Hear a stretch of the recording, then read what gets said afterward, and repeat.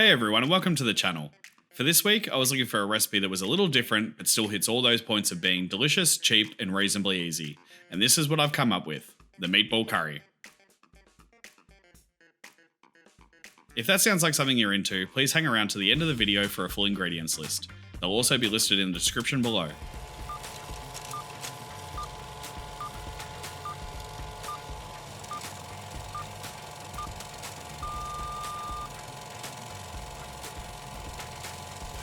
But let's get to it. I know that it looks like a long ingredients list for this one, but a lot of the ingredients are used in multiple steps of the recipe, making the list look a lot worse than it actually is. Start off by preheating your oven to 425 degrees Fahrenheit or 220 degrees Celsius for the cauliflower. Before we get to work on the curry, I'm going to pop my rice on. I'll simply add my basmati rice to a small saucepan, along with the coconut milk, water, and a good pinch of salt.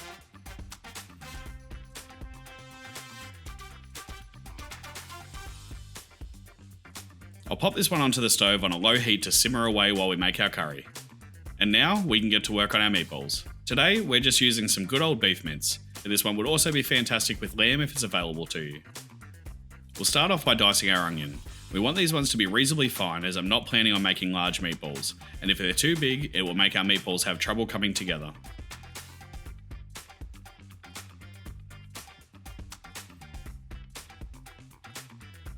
Also, we'll be using onions and garlic in the next step of this recipe, so I'll get these ready at the same time.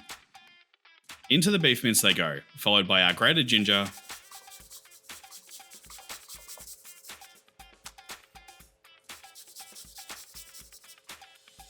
ground cumin, ground coriander, garam masala, paprika, salt, and it's time to get our hands dirty. We want to mix this one just enough to bring everything together without over mixing, as we want this one to stay as soft and as plump as possible.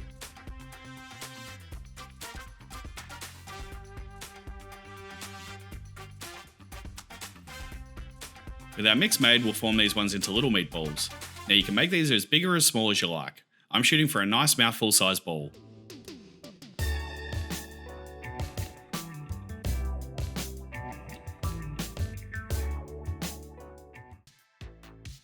With our balls all rolled, heat a little vegetable oil in a frying pan over medium heat.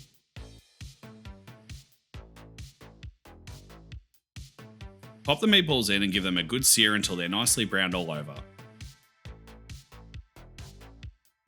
We don't need to cook these ones all the way through just yet, we just need to get them coloured and cooked enough so they won't fall apart while they simmer away in our curry. With the meatballs seared, we can get to work on the curry sauce. Into the pan that we just cooked our meatballs in goes our reserved onions, garlic and ginger from earlier.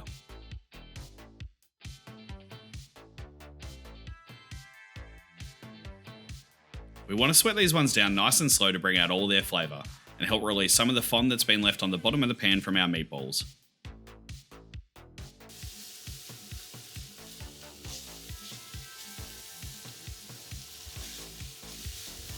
Add in our chopped tomato, followed by our sliced green chilli, and sweat down a little to encourage the tomatoes to drop all of their juices.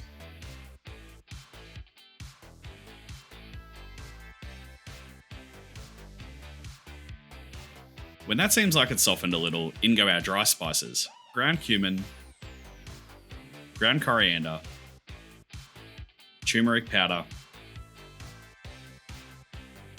paprika, and garam masala. Continue to cook for a couple of minutes until they release all of their beautiful aroma.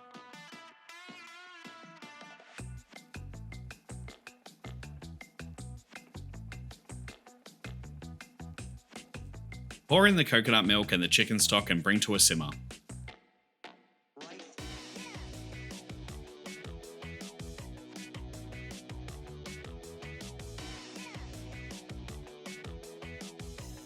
Gently add the cooked meatballs into the curry sauce. Pop on a lid and simmer for 15 to 20 minutes or until our meatballs are cooked through.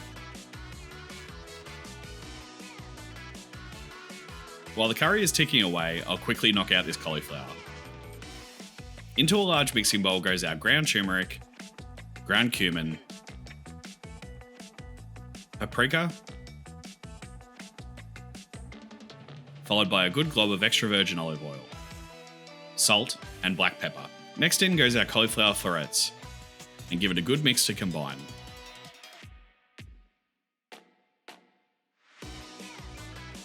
Then spread out on a lined baking tray and get it into the oven.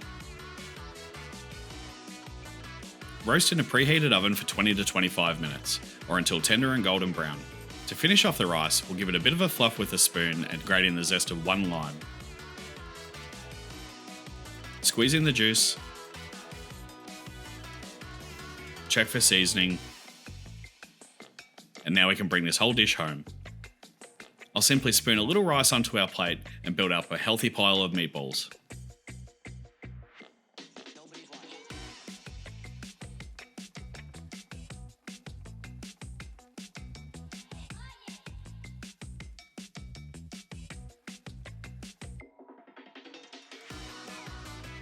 Then arrange a few pieces of roasted cauliflower over the top.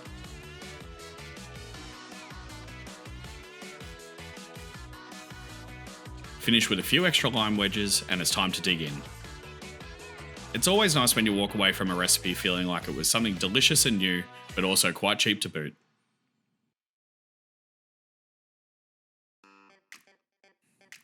This recipe is a real winner, so please, if you give it a go, I'd love to hear about it in the comments below. Thanks for watching the video, everyone. If you liked it, please consider giving the video a like and subscribing to the channel. See you on the next one!